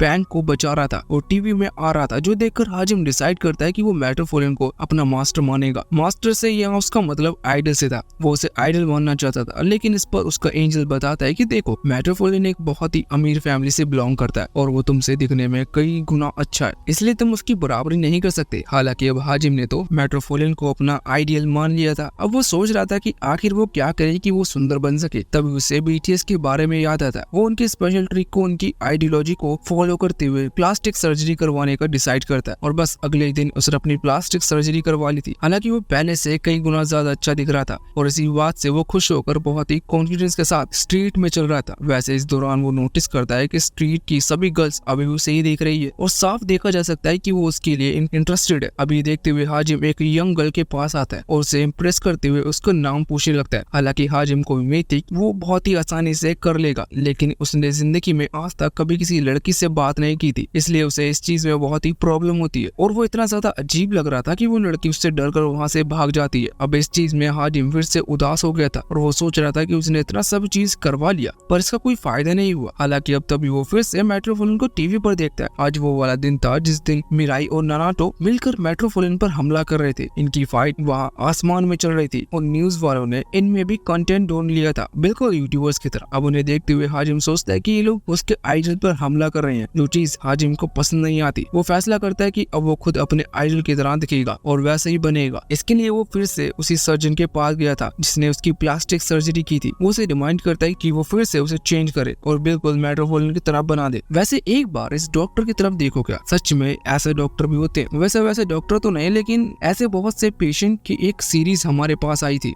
और उनका जो डॉक्टर है वो हमारा मेन कैरेक्टर है। और अगर आपको वो सीरीज चाहिए तो हम जल्दी चैनल पर वो अपलोड कर देंगे, बस चैनल को सब्सक्राइब कर लीजिएगा। तो अब यहाँ पर किसी का भी ध्यान भटका देने वाली ये डॉक्टर कहती है कि नहीं, तुम्हें अभी प्लास्टिक सर्जरी नहीं करानी चाहिए, क्योंकि अभी अभी तुमने अपने फेस को चेंज कराया। ऐसे में फिर से ऐसे चेंज करवाना बहुत ही ज्यादा रिस्की हो सकता है। सिंपल कहें तो उसने साफ साफ मना कर दिया था। इसका असली कारण ये था कि हाजिम को खुद मेट्रोपोलिन का चेहरा नहीं पता, इस वजह से वो सिर्फ उसके कवच को ड्रॉ करवा रहा था। वैसे हाजिम अब मेट्रोपोलिन बन नहीं सकता, लेकिन वो उसे ढूंढ कर उसके लिए काम जरूर कर सकता था, इसलिए वो उसका पता लगवाता है। उसे पता लगता है कि मेट्रोपोलिन एक हाई स्कूल स्टूडेंट है, इसलिए उसने शहर के सारे स्कूल छान मारे थे। उसे पता लग जाता है कि मेट्रोपोलिन किस स्कूल में पढ़ता है। अब एक दिन हम देखते हैं कि मेट्रोपोलिन यानी कि केनेट जब वहाँ स्कूल में था तब एक लड़की वहाँ पर आती है और उससे कहती है कि हाजिम उससे मिलना चाहता है। मेट्रोपोलिन हाजिम को नहीं जानता था, पर वो ये समझ गया था कि लड़की और हाजिम दोनों ही मेट्रोपोलिन की असलियत के बारे में जानते हैं, इसलिए वो यहाँ पर इस लड़की पर रेड क्रिस्टल का इस्तेमाल करता है। पर वो क्रिस्टल उस लड़की को इफेक्ट नहीं करता, क्योंकि उसे लड़की की बॉडी में पहले से ही एक रेड क्रिस्टल मौजूद था। इसलिए अब मेट्रोपोलिन उसे व्हाइट क्रिस्टल से मार देता है। बाद में वो आकर हाजिम से बोलता है। हाजिम यहाँ पर छुपा हुआ था कि वो जानता था कि वो अभी सामने आया तो शायद मेट्रोपोलिन उसे भी मार दे, लेकिन मेट्रोपोलिन इसकी बात सुनता है। इसलिए हाजिम बताता है कि वो मेट्रोपोलिन यानी कि उसके लिए काम करना चाहता है, जिस पर मेट्रोपोलिन हाँ कर देता है। लेकिन वो कहता है कि इससे पहले तुम्हें खुद को साबित करना होगा और खुद को साबित करने के लिए मैं तुम्हें ननाटो की फैमिली को किडनैप करना होगा। अब हम वापस से करंट टाइम पर आते हैं। हमें ये पता है कि ननाटो की फैमिली किडनैप हो चुकी है। अभी ननाटो सीधा चर्च आ गया था जहाँ पर साकी उसके साथ ही था। तभी उसे एक कॉल आता है। कॉल पर मेट्रोपोलिन था। वो ननाटो को उसकी फैमिली का पता बताता है, जिसके बाद ननाटो वहाँ से चला गया था। अभी साकी बहुत अकेला महसूस कर रही थी क्योंकि वो उनकी मदद नहीं कर सकती। इसलिए साकी का एंजल फैसला करता है कि भले ही उसे कितना भी दर्द सहना पड़े, लेकिन वो खुद जल्द से जल्द अपनी रैंक बढ़ाएगा। और इसके बाद फिर से वहाँ उस इन्फॉर्मेशन को जबरदस्ती अपने दिमाग में डालने लगा था। सीन चेंज होता है और हम देखते हैं कि ननाटो और मिराई वहाँ उस सर्कस वाले एरिया में पहुंच चुके थे जहाँ पर ननाटो की फैमिली को रखा गया था। यहाँ पर उसकी फैमिली अभी एक मिरर रूम के अंदर बंद थी, जिसके ऊपर हाजिम बैठा हुआ था। अब यहाँ ननाटो किसी तरह से उस मिरर रूम के अंदर चला जाता है। उसे पता नहीं था, लेकिन वो कैद हो चुका है क्योंकि अब हाजिम उसे वहाँ से निकलने नहीं दे रहा था। इतने में ही मिराई हाजिम पर हमला करने के लिए अपने व्हाइट क्रिस्टल को निकाल देता है, लेकिन हाजिम जानता था कि मिराई उस पर हमला नहीं कर सकता। और फिर अब तभी वहाँ पर मेट्रोपोलियन भी आ जाता है, क्योंकि वो जल्द से जल्द मिराई और नानाटो को खत्म करना चाहता था। वो दोनों यहाँ अभी मिराई की तरफ अपने क्रिस्टल को पॉइंट किए हुए थे, लेकिन मिराई समझ जाता है कि अब इस मिरर से बाहर निकलने का कोई रास्ता नहीं है, इसलिए उसे भी इस मिरर के अंदर जाना होगा। वो अंदर आकर नानाटो से कहता है कि हमें तुम्हारी फैमिली को लेकर इस मिरर के अंदर गोल गोल घूमना होगा, जिससे कि उनके अटैक्स हमें ना लगे। हालांकि ये बहुत मुश्किल था, क्योंकि वो ऐसा कब तक करते, लेकिन फिर भी अगर नानाटो को अपनी फैमिली को बचाना है तो उसे ऐसा करना ही होगा, इसलिए नानाटो हाँ कर देता है। अभी हाजिम को ये चीज समझ में नहीं आती कि आखिर ये लोग इतनी मेहनत क्यों कर रहे हैं। वही चीज मेट्रोपोलियन से पूछता है, तो वो बताता है कि इसे ये लोग प्यार कहते हैं। अब प्यार शब्द सुनकर हाजिम थोड़ा सा अजीब महसूस कर रहा था। वैसे हम देखते हैं कि अब इस तरह से शाम हो जाती है। मिराई और नानाटो वहाँ उस मिरर के अंदर तब से गोले के अंदर ही घूम रहे थे। अभी हाजिम को तो यकीन नहीं हो रहा था कि सच में उस मिरर के अंदर अब कोई है, लेकिन मेट्रोपोलियन उसे इंतजार करने को कहता है। अब अगले दिन भी हो चुका था, लेकिन फिर भी उन्हें उस मिरर के अंदर कोई भी नहीं दिख रहा था, क्योंकि मिराई और नानाटो बहुत ही स्पीड से गोल गोल घूम रहे हैं। वैसे हाजिम और मेट्रोपोलियन से पूछता है कि क्या हमें इन्हें खाना दे देना चाहिए। इस पर मेट्रोपोलियन उसे साफ मना कर देता है। अब यहाँ से वापस से हम साकी के पास आते हैं। हम देखते हैं कि अभी वो उदास थी और दूसरी तरफ उसका वो एंजल जितना हो सके उतनी नॉलेज गेन करने की कोशिश कर रहा था, लेकिन इतने में ही एक नॉलेज बॉल वहाँ बाहर की तरफ फेंक जाती है। उसे लेने के लिए वो जाता है और देखता है कि साकी अभी बहुत उदास है, वो रो रही है। अब उसे उदास देखकर उसका एंजल भी रोने लगा था, लेकिन इसके बाद अचानक से उसकी बॉडी से एक लाइट निकलने लगी थी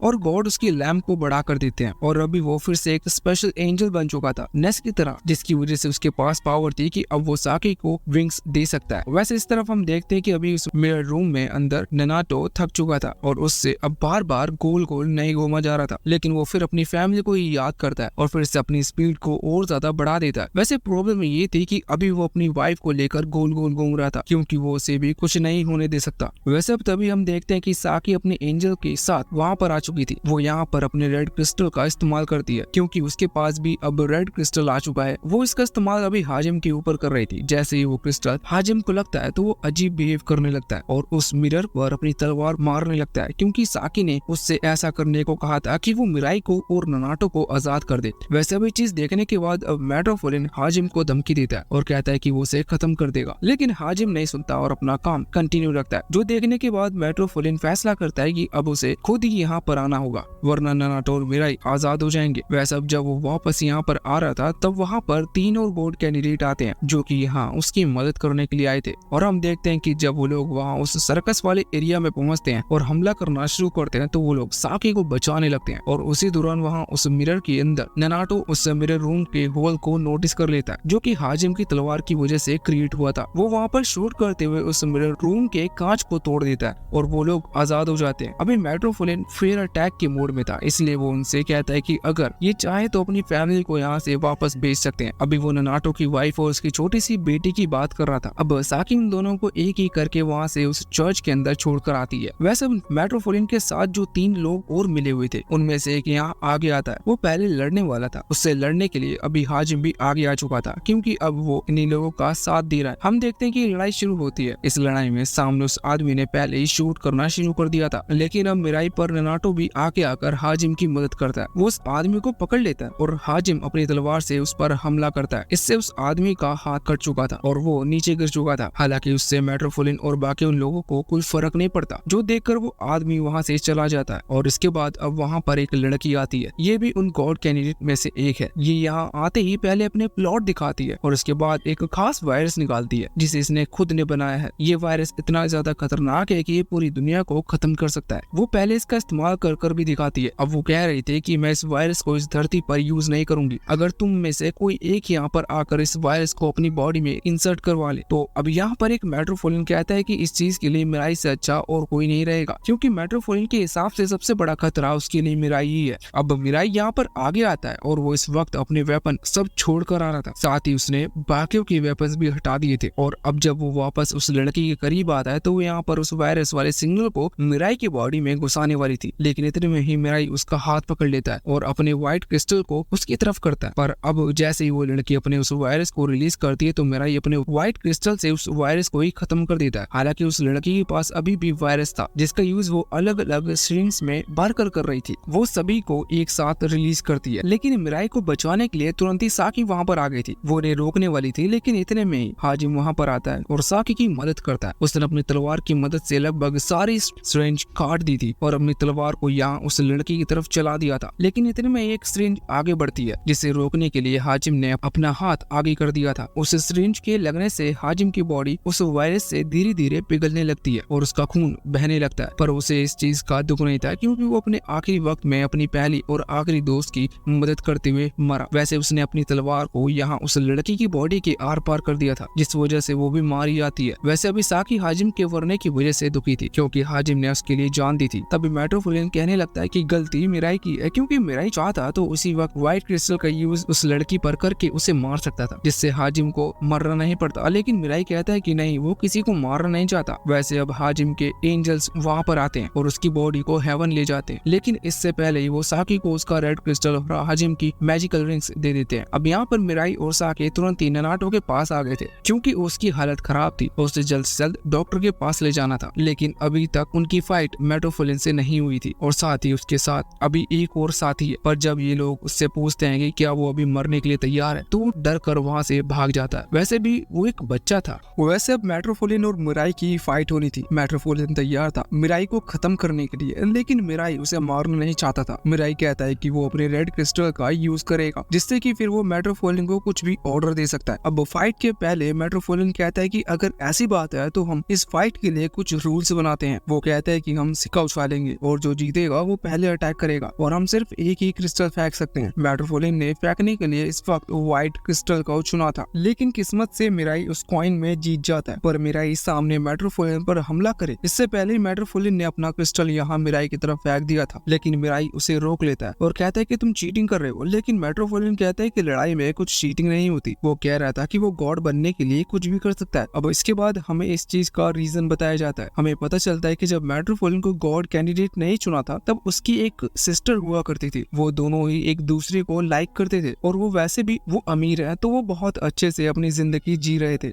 लेकिन एक दिन मेट्रोपोलियन की सिस्टर उसे बताती है कि वो किसी लड़की को लाइक करती है, लेकिन मेट्रोपोलियन को ये बात पसंद नहीं आती और वो उसे डराता है और इससे उसकी बहन इतनी ज्यादा डर जाती है कि वो पीछे को हटती है। अभी वो थोड़ी ऊंची जगह पर थे, जहाँ से गिरने के बाद उसकी बहन लगभग बेहोश हो चुकी थी। मेट्रोपोलियन नीचे आकर उसे देखता है। देखकर तो लग रहा था कि वो पूरी तरह से ठीक है, लेकिन कुछ ही सेकंड के बाद वो मारी जाती है। इससे मेट्रोपोलियन को बहुत दुख हुआ था। कुछ दिनों बाद हम देखते हैं कि उसने अपनी बहन की बॉडी को एक बर्फ की सिल्ली में जमा दिया था, क्योंकि उसे उम्मीद था कि वो किसी तरह से जाग जाएगी, लेकिन ऐसा नहीं होता। इसलिए वो डिसाइड करता है कि उसे खुद की जान लेनी होगी। जब वो खुद को मारने वाला था, उसी समय एक एंजल उसके पास आता है और उससे कहता है कि अगर वो चाहे तो अपनी बहन को फिर से जिंदा कर सकता है। इसके लिए उसे गॉड बनना होगा, जिसके बाद वो अपनी बहन को एक एंजल बनाकर जिंदा कर देगा। अब मेट्रोपोलियन इसी बात से इंस्पायर होकर सभी को खत्म कर रहा है, क्योंकि वो जानता है कि अगर वो कंपटीशन को ही खत्म कर देगा तो उसे गॉड बनने से कोई रोक ही नहीं सकता। वैसे ये सब सुनने के बाद साकी उससे कहती है कि तुम बहुत सेल्फिश हो, तुम सिर्फ खुद के लिए गॉड बनना चाहते हो। पर इस पर मेट्रोपोलियन उसे कोई जवाब नहीं देता। वो कहता है कि इस दुनिया में कई सारे गरीब लोग हैं, मैं गरीबी को पूरी तरह से खत्म कर दूंगा। उसका मास्टर प्लान ये था कि वो इस दुनिया में सभी गरीब इंसान को खत्म करने वाला है। वैसे कमाल की बात ये है कि यहाँ लाइव स्ट्रीमिंग चल रही है और वहाँ शहर के अंदर बड़ी बड़ी बिल्डिंग में जो बड़े टेलीविजन लगे हुए हैं, उनसे लोग अभी इन सभी की बातें को सुन पा रहे थे और उन्हें लड़ते हुए भी देख पा रहे थे। कुछ तो मेट्रोपोलियन के सपोर्ट में थे। वैसे अभी यहाँ कुछ भी वो, लेके वहाँ दूसरी तरफ लड़ाई शुरू हो चुकी थी। जब मेट्रोपोलियन साकी को ये सब बता रहा था कि वो गॉड बनकर क्या करने वाला है, तभी उतने में ही मिराई उस पर रेड क्रिस्टल से हमला कर देता है। हालांकि मेट्रोपोलियन उसे रोक लेता है और लड़ने लगता है, लेकिन इसी दौरान मिराई को मौका मिल जाता है अपने रेड क्रिस्टल को मेट्रोपोलियन पर यूज करने के लिए। लेकिन उसे पता चलता है कि मेट्रोपोलियन की बॉडी में ऑलरेडी एक क्रिस्टल इजेक्ट करता है, जिस वजह से रेड क्रिस्टल से उसे कुछ नहीं होगा। सिंपल बात है कि रेड क्रिस्टल से उसे कंट्रोल नहीं किया जा सकता और व्हाइट क्रिस्टल सिर्फ मिराई के पास है, जो कि वो यूज नहीं करने वाला, इसलिए अब उन्हें मिलकर उसे खत्म करना होगा। अब मिराई मदद करवाता है। वो पहले मेट्रोपोलियन का हाथ पकड़ लेता है। इस दौरान वहाँ साकी भी आ जाती है और मेट्रोपोलियन का दूसरा हाथ पकड़ लेती है। मेट्रोपोलियन हिल नहीं सकता था। इसी चीज का फायदा उठाते हुए यहाँ ननाटो तुरंत ही अपनी बंदूक निकालकर गोलियां चलाना शुरू कर देता है। ये गोलियां सीधा जाकर मेट्रोपोलियन को लगती है। ननाटो के लिए ऐसा कर पाना नामुमकिन था, क्योंकि आज से पहले उसने किसी को मारा नहीं था, लेकिन वो अपनी फैमिली को याद करते हुए ट्रिगर पर अपनी फिंगर नहीं हटा सकता। हम देखते हैं कि मेट्रोपोलियन भागने की कोशिश करता है, लेकिन वो भाग नहीं पाता क्योंकि वो कैद था और कुछ ही समय बाद उसका एंजल उसकी सोल को वहाँ से लेकर जा रहा था। वैसे हम देखते हैं कि इस तरफ ननाटो भी बहुत बुरी हालत में था। उसे वो लोग अस्पताल लेकर आते हैं, लेकिन डॉक्टर कह देते हैं कि अब वो ननाटो को नहीं बचा सकते। उसकी वाइफ दुखी थी, लेकिन लास्ट टाइम में वो उसके मुंह में से बस सिगरेट रख देती है, जो कि ननाटो नहीं पी पाता और पहले ही मारा जाता है। उसकी सोल बाहर आ गई थी। उसकी जो रिंग थी और उसके क्रिस्टल वो उसकी एंजल ने यहाँ साकी को दे दिए थे, क्योंकि ननाटो भी ये चाहता था कि उसकी रिंग्स और उसका एक क्रिस्टल साकी को मिल सके। वैसे अब रात के टाइम हम देखते हैं कि मिराई साकी को बताता है कि मेट्रोफोलियन की बॉडी में से एक दूसरा क्रिस्टल ऑलरेडी इजेक्ट करता था। इसका मतलब कोई उसे कंट्रोल कर रहा था। दूसरे सीन में हम देखते हैं कि ये वही बच्चा था जो कि वहाँ उड़ते हुए आया था। बाद में भले ये वहाँ से भाग गया था, क्योंकि उसे पता था कि मेट्रोफोलियन आज हार जाएगा। उसने मेट्रोफोलियन पर रेड क्रिस्टल का इस्तेमाल इसलिए किया था क्योंकि वो खुद भी मेट्रोफोलियन से डरता था। वैसे रेड क्रिस्टल की मदद से किसी को भी मारा नहीं जा सकता, इसलिए वो लड़का मेट्रोफोलियन को खत्म नहीं कर पाया और व्हाइट क्रिस्टल उसके पास था नहीं, वरना वो उसका यूज जरूर करता। इस तरफ हम मिराई और साकी को देखते हैं। मिराई साकी से भी कह रहा था कि भले ही मेट्रोफोलियन मारा गया, लेकिन उससे भी ज्यादा खतरनाक दुश्मन हमारा इंतजार कर रहा है। हमारी मुलाकात जल्दी उससे होगी। वैसे अभी कुछ टाइम के लिए सब कुछ नॉर्मल हो जाता है। मिराई और साकी एक साथ बहुत खुश थे। दूसरी तरफ हम देखते हैं कि वहाँ नेस और बाकी सारे एंजल्स मिलकर बातें कर रहे थे कि आखिर गॉड बनने के लिए सबसे सही कौन सा कैंडिडेट रहेगा। अभी उसके पास 800 दिन बचे हुए हैं, मतलब उनके पास अच्छा खासा टाइम है, लेकिन फिर भी उन्हें जल्द से जल्द इस चीज का पता लगाना था। तभी इन सभी को पता चलता है कि एक और गॉड कैंडिडेट अपनी आइडेंटिटी रिवील कर रहा है। ये वही लड़का था जिसने मेट्रोफोलियन को अपने रेड क्रिस्टल से काबू कर रखा था। ये यहाँ पर अपने मास्क उतारता है और सभी को अपनी असलियत बताता है। सभी लोग हैरान थे। वो पूछते हैं कि आखिर उसे ऐसी पावर कैसे मिली। वो सारी चीजें बता देता है कि वो किस तरह से एक स्कूल स्टूडेंट था और एक दिन वो अपने फादर की कुछ कैंडीज खाने वाला था, जिसके बाद वो मारा जाता है क्योंकि वो असल में जहर की गोलियां थी। लेकिन तभी वो एक एंजल वहाँ पर आ गया था और उसने उसे बचा लिया। साथ ही उसे कई सारी पावर्स मिली और रेड क्रिस्टल भी मिल गया। तो जो आप करते हैं उसने वही सब किया। उसने अपनी जिंदगी को पूरी तरह से एंजॉय किया। लेकिन बाद में उसे पता चला कि मेट्रोफोलियन नाम का एक साइको आदमी सभी गॉड कैंडिडेट को मार रहा है। अब जब कोई नहीं कर पाया, वो उस लड़के ने किया और रेड क्रिस्टल से मेट्रोफोलियन को कब्जे में कर लिया। वो चाहता था कि मिराई से लड़ते हुए या तो मेट्रोफोलियन मारा जाए या फिर एक एक करके बाकी सारे गॉड कैंडिडेट, और इसके बाद वो किसी तरह से मेट्रोफोलियन को भी मार देगा। पर अब जब मेट्रोफोलियन मारा जा चुका है तो उसे किसी से डरने की जरूरत नहीं है। वो मिराई की फोटो देखता है और कहता है कि हम लोग सिर्फ एक गॉड चुनने के लिए गॉड कैंडिडेट बने हुए हैं। मैं चाहता हूँ कि यही लड़का गॉड बने। और दूसरी तरफ मिराई और साग ये सब चीज देख रहे थे। उस सबके हिसाब से ये चीज सही थी, क्योंकि सभी को मिलकर किसी एक को ही गॉड कैंडिडेट बनाना होगा। और वैसे भी अगर कोई ना मरे तो उससे अच्छा और क्या होगा। लेकिन अभी भी उनको डाउट था कि शायद ये सब एक ट्रैप है, क्योंकि गॉड बनने का मौका मिले और कोई उसे गवा दे, ऐसा नहीं हो सकता। अब एक दिन हम देखते हैं कि यहाँ साकी मिराई के पास आती है। वो अच्छे मूड में लग रही थी और कह रही थी कि यहाँ पर खतरा बहुत बढ़ गया है, हमें यहाँ से कहीं और चलना चाहिए जिससे कि हम चुप कर रह सकते हैं। वैसे भी अब हम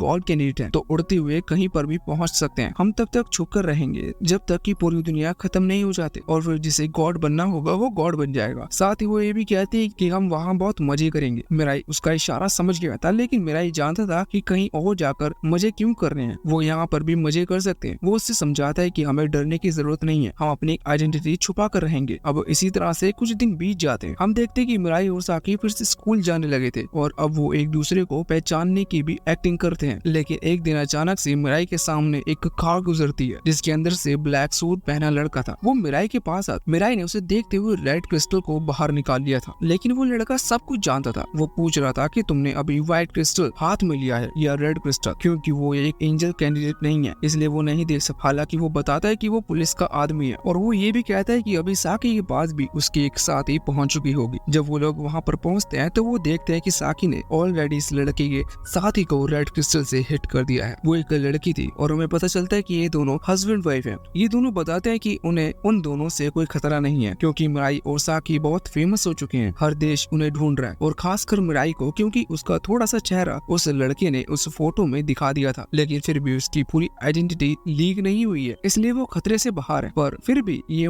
इनकी मदद चाहते हैं, क्योंकि ये सिर्फ इन्हीं दोनों पर भरोसा कर सकते हैं। ये बाकी कैंडिडेट को नहीं जानते कि वो कौन है, या फिर वो लड़का अपना नाम होशी बताता है और अपनी वाइफ का नाम यूमिको। वैसे अभी इन्हें हेडक्वार्टर की तरफ जाना था किसी सीक्रेट मीटिंग के लिए। यूमिको नहीं जा रही थी क्योंकि उसके ऊपर रेड क्रिस्टल का असर हुआ है, इसलिए फिर साकी उसे परमिशन दे देती है जाने को। जब वो दोनों वहाँ से चले जाते हैं, अगले दिन जब वो लौट कर आते हैं, तब यहाँ पर होशी मिराई और साकी से कहता है कि वो दोनों ही एंजल्स को नहीं देख सकते। इसी वजह से उनका काम बहुत मुश्किल है, क्योंकि उन्हें एंजल्स की आइडेंटिटी नहीं पता, और इसी चीज की मदद के लिए वो अभी साकी से उसके विंग्स मांग रहा था। यूमिको के लिए साकी यूमिको के ऊपर भरोसा भरोसा नहीं कर सकती क्योंकि उसकी बॉडी में रेड क्रिस्टल है। इसलिए जब साकी भी उसे अपने विंग्स दे देती है, इससे ये फायदा हुआ कि वो एंजल्स का पता लगा सकते हैं। अभी ये निकल पड़ते हैं गॉड कैंडिडेट और एंजल्स को ढूंढने के लिए। जब सबसे पहले तो ये उन लोगों के पास जाते हैं जो लोग खुद को गॉड कैंडिडेट बताते हैं, लेकिन उनमें से लगभग सभी झूठे थे, इसलिए उसका कोई फायदा नहीं था। अब मिराई एक लड़के का पता लगाता है जो कि स्कूल स्टूडेंट है। उस पर भरोसा किया जा सकता था कि वो एक गॉड कैंडिडेट हो सकता है। उसके पास पहुंचने के बाद वो बताता है कि उसके पास विंग्स नहीं है, इसका मतलब वो कमजोर है। मिराई उसके ऊपर रेड क्रिस्टल का इस्तेमाल करता है। अगले सीन में हम एक दूसरे लड़के को देखते हैं जो कि अपने भाई से माफी मांग रहा था। असल में उसका भाई एक असली गॉड कैंडिडेट है। यहाँ जो लड़का माफी मांग रहा था वो बहुत दुखी था। इसी वजह से उसका भाई फैसला करता है कि वो रेड क्रिस्टल से उसे हिट करेगा और फिर उसे मरने की परमिशन देगा, क्योंकि मरना इतना ज्यादा आसान नहीं है। लेकिन रेड क्रिस्टल के बाद जो आदमी खुद से मरना चाहता है उसे आसानी होती है, लेकिन वो उसका यूज करे इससे पहले ही मिराई और बाकी सभी वहाँ पर आकर उसे रोक लेते हैं। अभी यहाँ हमें जानने को मिलता है कि ये लड़का जब से गॉड कैंडिडेट बना है तब से इसने कई लोगों को मार दिया है। हालांकि इसका एक कारण है जो कि इसके हिसाब से सही है। ये बताता है कि इसके जो ग्रैंडफादर थे वो अस्पताल में बीमार पड़े हुए थे, वो ठीक नहीं हो रहे थे, इसलिए उसने तब पहली बार रेड क्रिस्टल का इस्तेमाल किया और उन्हें मरने की परमिशन दे दी। बाद में घर आकर उसने अपनी मदर को दुखी देखा, इसलिए उसने उन पर भी रेड क्रिस्टल का इस्तेमाल किया। ऐसे ही उसने अपने फादर और अपने अंकल पर भी उसका इस्तेमाल किया और अभी वो अपने भाई पर उसका इस्तेमाल करने वाला था। ये लड़का खुद भी बहुत डिप्रेस है, लेकिन उसने खुद को खत्म नहीं किया, क्योंकि जब ये खुद को खत्म करने वाला था तभी इससे वो एंजल मिला। वैसे अभी मिराई से कह रहा था कि अगर तुम चाहो तो तुम मुझे मार सकते हो, क्योंकि मेरे यहाँ पर रहने का कोई फायदा नहीं है। साथ ही वो अपने भाई के लिए भी कहता है कि उसे भी मर जाना चाहिए, क्योंकि वो भी बहुत दुखी है। लेकिन तभी वो लड़का जिसे ये अभी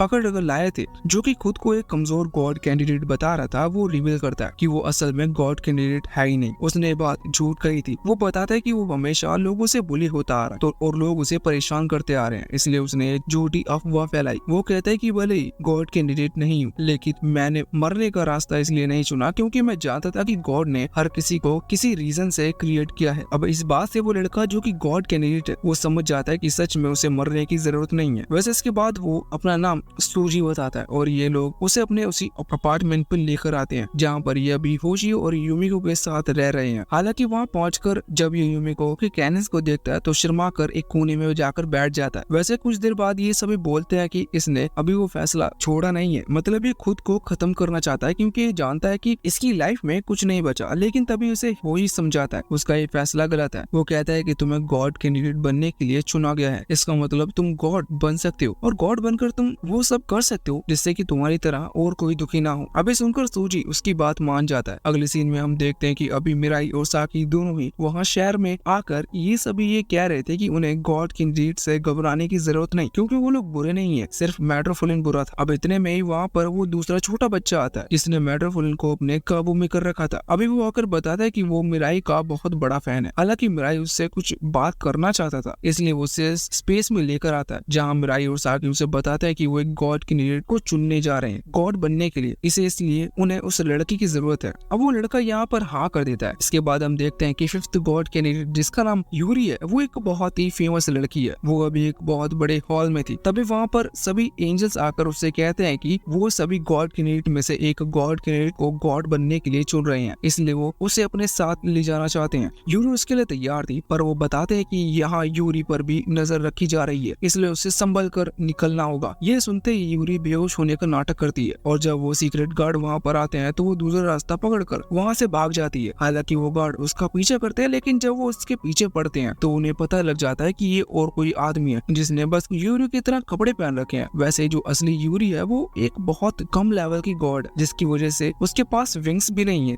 लेकिन यहाँ पर वो लड़का जिसने मेट्रोफोलिन को काबू में किया था वो उसे अपने विंग्स दे देता है। वैसे उसके पास बहुत सारे रिंग्स हैं, जिसकी वजह से एक रिंग के देने से ये यूरी को विंग्स मिल चुके थे और उसने उस लड़की को भी कोई नुकसान नहीं पहुंचाया था। अब बाद में हम देखते हैं कि ये लोग बात कर रहे थे कि आखिर गॉड के लिए किसको चुना जाए, इसलिए वो आपस में बात करते हैं कि गॉड बनने के बाद वो सब क्या करेंगे। सबका अलग अलग कहना था, लेकिन जब गॉड कौन बनेगा इस चीज का फैसला वो सभी लोग से पूछकर करना चाहते थे, इसलिए वो तुरंत ही वहाँ शहर में आ जाते हैं जहाँ पर वो सभी को बता रहे थे कि वो गॉड बन गए तो वो क्या करेंगे। सबका डिसीजन बिल्कुल अलग था। सूजी कह रहा था कि अगर वो गॉड बना तो वो सभी को खत्म कर देगा, जिससे कि फिर कोई भी दुखी नहीं होगा। यहाँ पर वो लड़का जिसने मेट्रोफोलिन के ऊपर रेड क्रिस्टल का इस्तेमाल किया वो कह रहा था कि वो दुनिया के सारे स्कूल को खत्म कर देगा, जिससे किसी साकी को वो ना झेलना पड़े जो कि उसने झेला है। अभी यूरी की बारी आती है तो वो कहते हैं कि वो दुनिया को रोबोट से भरना चाहती है क्योंकि रोबोट्स के अंदर बहुत सारा स्टेमिना होता है। साकी का भी कुछ ऐसा ही रीजन था, लेकिन जब मिराई की बारी आती है तो वो कहता है कि वो कुछ भी नहीं करेगा, दुनिया जैसे चल रही थी वो वैसा ही चलने देगा। हालांकि अब इनमें से कोई एक गॉड के लिए चुना जाता है। इससे पहले ही वहाँ पर एक एंजल ऑफ डिस्ट्रक्शन का मास्टर यानी कि सिक्स्थ गॉड कैंडिडेट आता है। ये एक ऐसा साइंटिस्ट है और ये गॉड पर भरोसा नहीं करता, मगर कमाल की बात ये है कि गॉड पर भरोसा नहीं करता फिर भी ये गॉड कैंडिडेट है और उसे पावर मिल गई है। लेकिन इसके बाद भी इसका यही कहना है कि ये सब सिर्फ एक झूठ है। ये यहाँ पर आकर कहता है कि ये किसी दूसरे एंजल की चाल है और वो हम सभी को लड़वाना चाहता है। हालांकि उसने फैसला कर लिया था कि वो उन सभी को खत्म कर देगा। और यहाँ पर उसके बाद की गॉड असल में नहीं है, ये सूजी को भी सही लगती है। वो पहले से ही एक डिप्रेस्ड लड़का है तो वो यहाँ पर साइंटिस्ट के पास आ गया था उसकी हर बात मानने के लिए। तभी वहाँ पर वो लड़का जिसने मैटरफोलिन के ऊपर रेड क्रिस्टल का इस्तेमाल किया था वो पास ही कुछ लोगों को देखता है जो कि उनकी तरफ गन पॉइंट किए हुए थे। वो उनके पास जाता है। अभी मिराई उसे दूर आने को कह रहा था क्योंकि वो जानता था कि गॉड कैंडिडेट होने के बाद भी गोलियों से किसी को भी मारा जा सकता है, लेकिन अब वो वहाँ से दूर हटे उससे पहले ही उसकी गोली उसे लग जाती है, वो मारा जाता है। मिराई उसे बचाने के लिए आगे बढ़ रहा था लेकिन उसका कोई फायदा नहीं था और वो साइंटिस्ट पहले ही आकर उसे पकड़ लेता है और उसकी सभी रिंग्स लेकर अपनी पावर को और ज्यादा बढ़ा लेता है। साथ ही अब वो सूजी को वहाँ से लेकर चला गया था। उसने सूजी की बॉडी में रेड क्रिस्टल भी पॉइंट कर दिया था जिसके बाद में सूजी उसे धोखा ना दे पाए। अब मिराई, साकी और यूरी कुछ नहीं कर पाते, उन्हें लौट कर वहाँ से वापस आना पड़ता है। अभी वो सोच रहे थे कि वो क्या करे। वो सोचते कि अगर वो सूजी की हेल्प कर सकते हैं, लेकिन वो जानते थे कि अगर उस पर रेड क्रिस्टल का इस्तेमाल किया गया तो वो इनकी मदद नहीं करेंगे। वैसे अब वो साइंटिस्ट इन सभी को एक ग्राउंड में बुलाता है जहाँ पर मैटरफ्लेन और बाकी सभी की फाइट हुई थी। जब वो लोग वहाँ जाते हैं तो वो बताता है कि वो इन सभी को खत्म करना चाहता है एक साथ, जिससे कि जो भी होना है वो जल्दी हो सके और ये सीरीज अब यहीं पर एंड हो सके क्योंकि ये वीडियो बहुत लंबा हो चुका है। हालांकि यहाँ पर मिराई, साकी और यूरी को वहाँ से जाने को कहता है। अभी यूमी को भी उनके साथ ही, वो भी वहाँ से उनके साथ ही चली जाती है। अभी उस जगह पर सिर्फ वो पागल साइंटिस्ट मिराई और होशी रुके हुए थे। मिराई उससे कहता है कि तुम हम सभी को खत्म करना चाहते हो लेकिन पावर तो तुम्हारे पास उसके बाद भी रहेगी, तो तुम क्या करोगे? जिस पर वो पागल साइंटिस्ट कहता है कि वो सभी के ब्रेन्स को रोबोट के अंदर भरकर पूरी दुनिया को रोबोट की दुनिया बना देगा और वो रोबोट सोच भी पाएंगे। वो जो चीज ह्यूमंस करते हैं वो हर चीज वो रोबोट कर पाएंगे क्योंकि उनके हिसाब से ह्यूमंस एक न एक दिन मारे ही जाने वाले हैं। मिराई को उसका ये प्लान बहुत बेकार लगता है, इसलिए उसने तुरंत ही अपना व्हाइट क्रिस्टल निकाल लिया था। लेकिन वो साइंटिस्ट कहता है कि मैं तुम्हें बहुत टाइम से नोटिस कर रहा हूँ, तुम इसका यूज ही नहीं कर पाते। लेकिन तभी मिराई उस क्रिस्टल को जला देता है। हालांकि वो पागल साइंटिस्ट वहाँ से हट गया था। बाद में जब मिराई फिर से उस पर हमला करने वाला था तो वो पागल साइंटिस्ट मिराई को बताता है कि उसने मिराई के बच्चों की होने वाली मदर को पकड़ लिया है और अगर मिराई फिर भी उस पर हमला करता है तो वो बच्चे कभी हो ही नहीं पाएंगे।